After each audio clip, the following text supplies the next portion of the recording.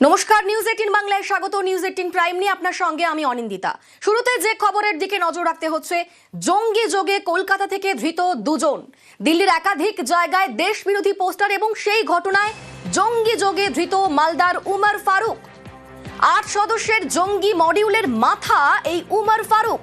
ভারতের লস্করের হয়ে কাজ মালদার বাসিন্দা উমরের, এবং তারই সঙ্গে বাংলাদেশি হ্যান্ডলারদের সঙ্গে উমরের যোগ। একাধিক তথ্য উঠে আসছে। আমাদের সঙ্গে সরাসরি রয়েছেন প্রতিনিধি মৈত্রী। এখনো পর্যন্ত এই উমর ফারুক সম্পর্কে কি কি তথ্য রয়েছে পুলিশের হাতে, এবং এই উমর ফারুকের বিরুদ্ধে ঠিক কি অভিযোগ? দেখো, উমর ফারুক 31 বছর বয়স, মালদার এই যুবক।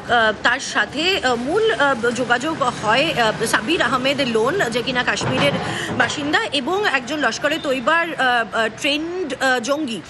সেই সাবির আহমেদ লোন এই উমর ফারুককে তারকে মতাদর্শগতভাবে ইন্ডক্ট্রিন করে এবং তাকে লস্করে তৈবার ভারতের বিভিন্ন অপারেশনের জন্য নিযুক্ত করে এবং তাকে বেশ কিছু দায়িত্ব দেওয়া হয়। তার প্রাথমিক দায়িত্ব ছিল ডিসেম্বরের 2025 সালের ডিসেম্বর মাসে দেশের বিভিন্ন ইম্পর্টেন্ট এস্টাবলিশমেন্টে যাওয়া এবং সেখানে গিয়ে রেকি করা, সেই জায়গার কতটা ভালনারেবিলিটি রয়েছে এবং সেখানকার ইম্পর্টেন্স কতটা, সেই সব কিছু ভিডিও বন্দি করা এবং সেই ভিডিওগুলো নিজের হ্যান্ডলার অর্থাৎ সাবিরকে পাঠানো। এটা উমরের প্রথম অ্যাসাইনমেন্ট ছিল এখনো পর্যন্ত, যেটা জানা গিয়েছে। এবং সেই কাজটি ভালোভাবে করতে পারায় তারপরে বাংলাদেশে সরাসরি ডাক আসে উমরের জন্য এবং সেখান থেকে ভারত থেকে বাংলাদেশেও যায়। এখানেই তো প্রশ্ন যে এই বাংলাদেশি হ্যান্ডলারদের সঙ্গে কিভাবে যোগাযোগ হলো উমরের, কিভাবে বাংলাদেশ থেকে পুরো কাজ চালানো হতো?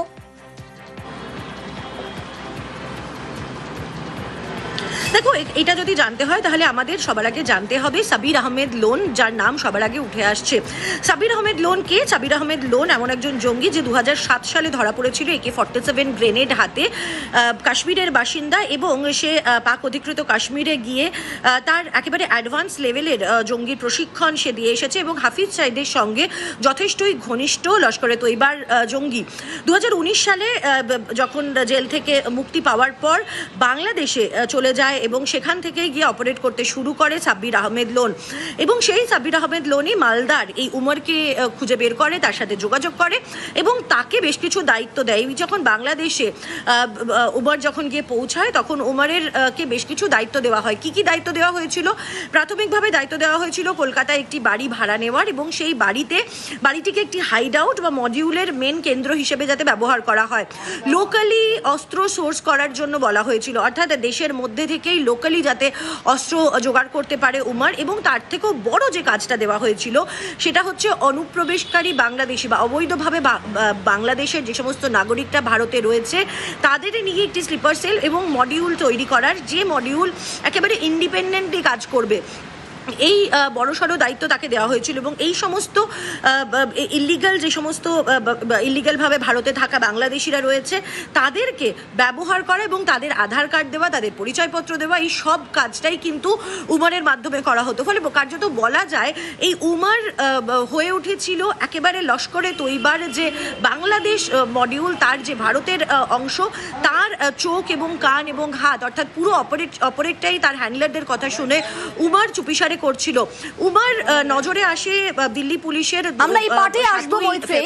মালদার ছেলে হচ্ছে উমর ফারুক, সে কলকাতায় বাড়ি ভাড়া নিয়ে থাকতো এবং সেখানে ডেরা বেঁধেছিল, কিন্তু সেখান থেকে দিল্লি পুলিশের নজরে এসে কিভাবে পড়লো?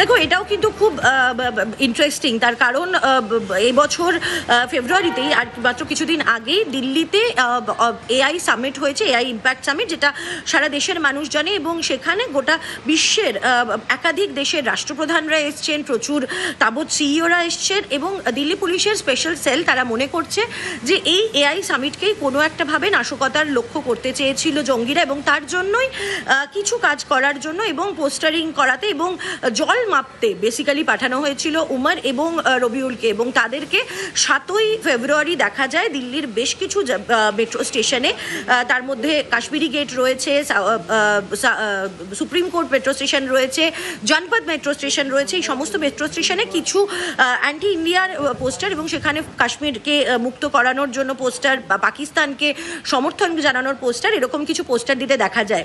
সিআইএসএফ এর তরফ থেকে সেটা নজরে আসে, যেহেতু একেবারে যে নিরাপত্তার দায়িত্বে রয়েছে বিভিন্ন মেট্রো স্টেশনে, সেটা সিআইএসএফ এর তরফ থেকে দিল্লি পুলিশের এফআইআর রুজু করা হয় এবং তারপর থেকেই শুরু হয় খোঁজ এই দুই ব্যক্তির। সেই খোঁজ করতে করতে কিন্তু দিল্লি পুলিশের স্পেশাল সেল গিয়ে পৌঁছায় কলকাতায় এবং হদিশ পায় এই উমর এবং রবিউলের, এবং সেখান থেকেই তাদেরকে গ্রেপ্তার করে 15ই ফেব্রুয়ারি। তারপর এই উমর এবং রবিউলের খোঁজ ধরে বাকি মডিউল এবং সাব্বির আহমেদ লোনের তথ্যও কিন্তু দিল্লি পুলিশের যারা স্পেশাল সেলের আধিকারিকরা আছে তাদের হাতে এসে পৌঁছায়। অনিন্দিতা। মৈত্রী, এই যে উমর ফারুক, এর নেটওয়ার্কটা তো নেহাত ছোট নয়। এই নেটওয়ার্কে এই উমর ফারুক আরো কতজনকে যোগ করেছিল বলে খবর পাওয়া যাচ্ছে? দেখো, প্রাথমিকভাবে তো আরো 6 জন বাংলাদেশি গ্রেপ্তার হয়েছে, বাংলাদেশি ন্যাশনাল, যাদেরকে তামিলনাড়ু থেকেই উমর স্পেশাল সেল মনে করছে যে এই নেটওয়ার্কে আরো লোক যুক্ত রয়েছে। তার কারণ তারা ইতিমধ্যেই জানতে পেরেছে যে এই সাব্বির আহমেদ লোন সে একাধিকবার দিল্লির শাহিনবাগে সে এসেছে এবং সেখানে এসে বেশ কিছু মানুষের সঙ্গে দেখা করেছে। ফলে এই নেটওয়ার্কের দিল্লিতেও কোনো জট রয়েছে, কোনো শিকড় রয়েছে কিনা এবং দেশের অন্যান্য প্রান্তেও এই নেটওয়ার্ক ছড়িয়েছে কিনা বা এই মডিউল ছড়িয়েছে কিনা, সেই বিষয়ে এই মুহূর্তে তদন্ত চালাচ্ছে দিল্লির স্পেশাল ব্রাঞ্চ। একেবারেই সমস্ত নজর রয়েছে খবরের দিকে। ধন্যবাদ মৈত্রী। আপাতত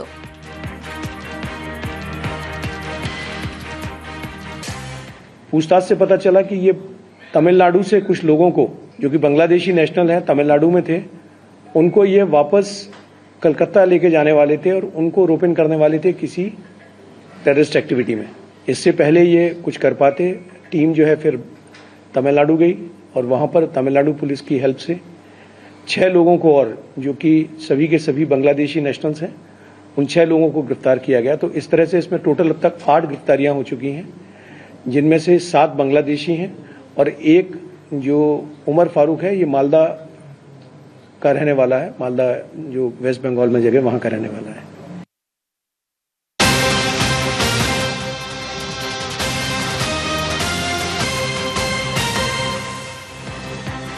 দেশে বড় সড় নাশকতার ছক, জঙ্গি যোগে দিল্লি পুলিশের ধরপাকড়। দিল্লি পুলিশের অভিযানে কলকাতায় জালে 2 গ্রেফতার, মালদার মানিকচকের অশ্বিনতলার উমর ফারুক। দিল্লির মেট্রোর পিলারে দেশবিরোধী পোস্টার লাগানোর অভিযোগ। আমাদের সঙ্গে রয়েছেন প্রতিনিধি সেবক। সেবক, এই যে উমর ফারুক, তার পরিবার মালদা যারা থাকেন, তারা কি জানতেন যে ঠিক কি কাজ করতো এই উমর ফারুক? তার লস্করি তৈবার মতো একটা গোষ্ঠীর একটা মাথা বলা যাচ্ছে তাকে। এই বিষয়টা কি তারা কিছু হলেও জানতেন, পরিবার পরিজনেরা?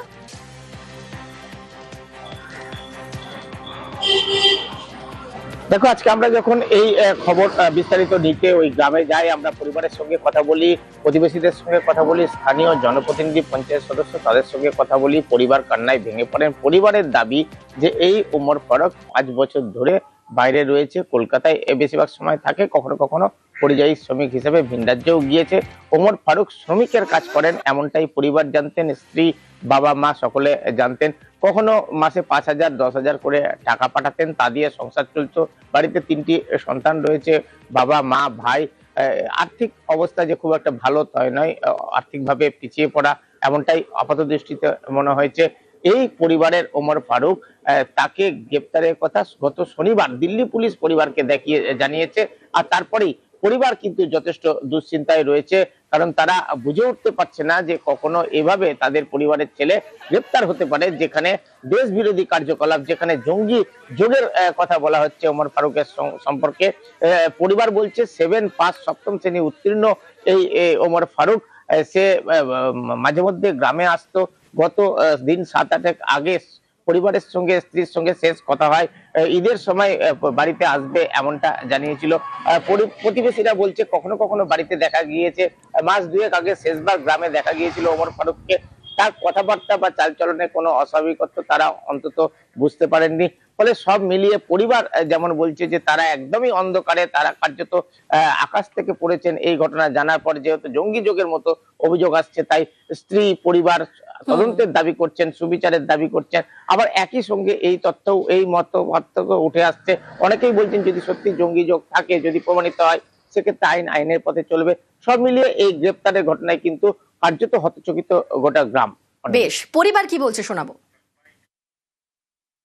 দিল্লি পুলিশ জানিয়েছিল যে আপনার স্বামীকে গ্রেফতার করেছি, যে পোস্টার টাঙিয়েছে বলে। না, আমার মনে হচ্ছে পোস্টার টাঙাইনি। শুনেছি নাকি আতঙ্কবাদী কেস দিয়েছে, আমি জানি না কেন ধরেছে না ধরেছে।